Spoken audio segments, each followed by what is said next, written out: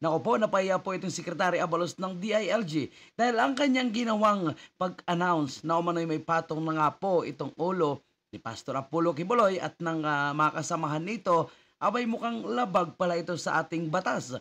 Dahil ang reward mga kababayan po natin ay hindi pala galing umano sa government fund, ay galing umano sa isang private individual.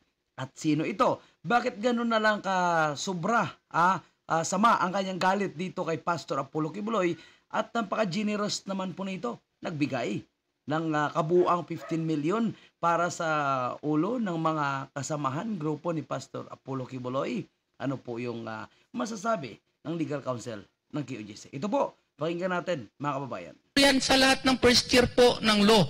Kaya po lumilipad po ang batas dito at kaya nga po instead na magpabuya sila ng 10 million pesos, etc., no, which may constitute a violation of Republic Act 6713, because if you will read 6713 section 7 paragraph D, solicitation or acceptance of gifts, public officials and employees shall not solicit or accept directly or indirectly any gift, gratuity, favor, entertainment, loan, or anything of monetary value from any person in the course of their official duties or in connection with any operation being regulated by or any transaction which may be affected by the functions of their office. Swak na swak po, Secretary Abalos. Parang swak na swak po. Baka hindi lang naka-research siguro. Section 7D of Republic Act 6713. You may be motivated in good faith in whatever you are doing, but that is a violation of the law. Because any donation or any prices, no, is governed by particular memorandum orders. And we will be discussing that, no? There is even a particular, legal tayo, wag muna political, Memorandum Circular number 2019-063, November 19 of 2019, Guidelines in the Accounting of Wanted Persons.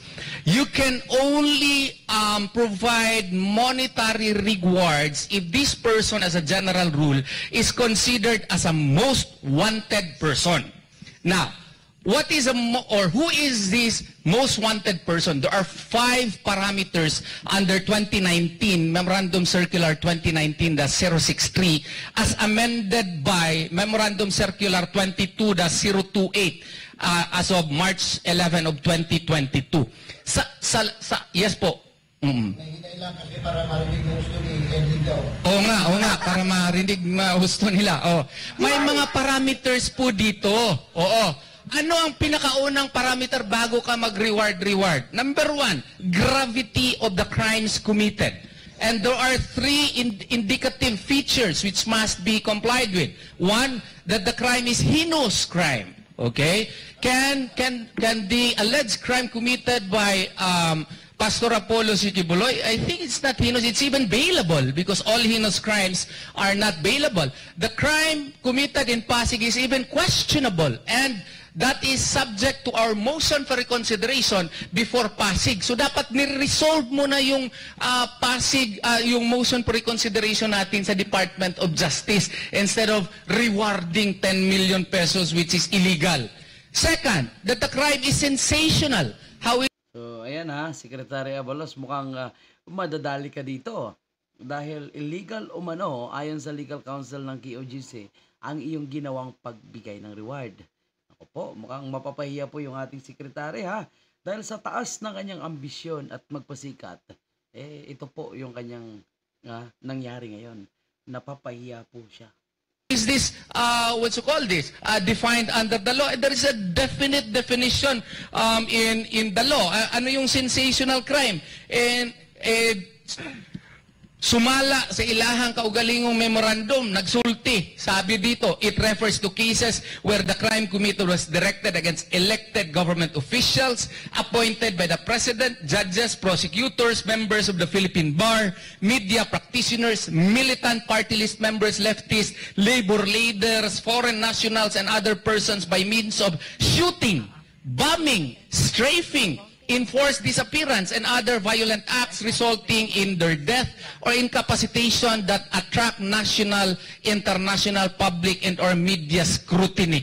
Hindi naman sensational yung crime ni isa nga lang. Tapos itong pangatlo, there are at least 2 victims. Isa lang ang nag-file against kay pastor. So therefore, the first parameter cannot be complied with. Second parameter, notoriety of the accused. Hindi naman notoryo si pastor eh.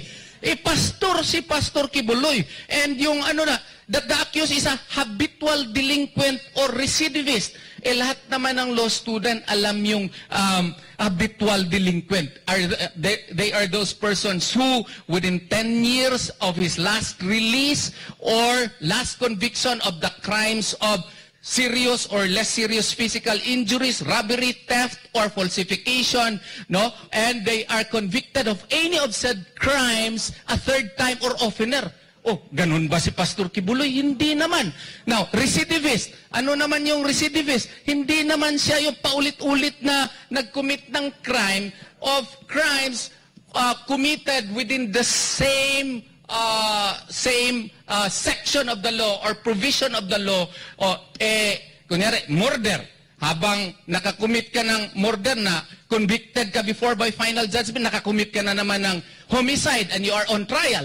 Ayan, recidivist. Ito first case ito ni pastor invented pa.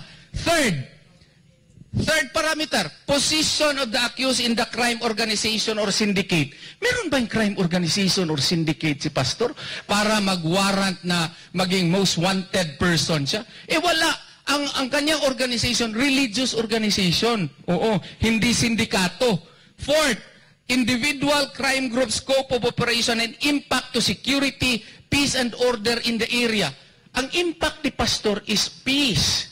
Ang impact niya is helping the children, helping the poor and the unfortunate. So any of the parameters that are mentioned under Memorandum Circular number 22-028 are not present. Ergo, yung 10 million niya illegal under Republic Act 6713, Section 7, Paragraph D, and it has no basis under the law, even in their own memorandum circular.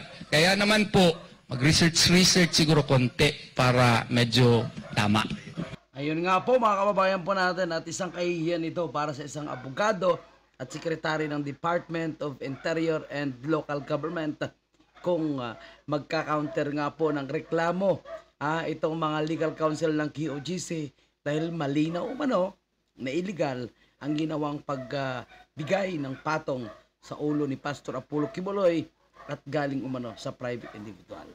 Ang tanong, sino ang tinutukoy ni Binhar Abalos na private individual na nagbigay ng kabuang 15 million na patong sa ulo ni Pastor Apollo Kibuloy?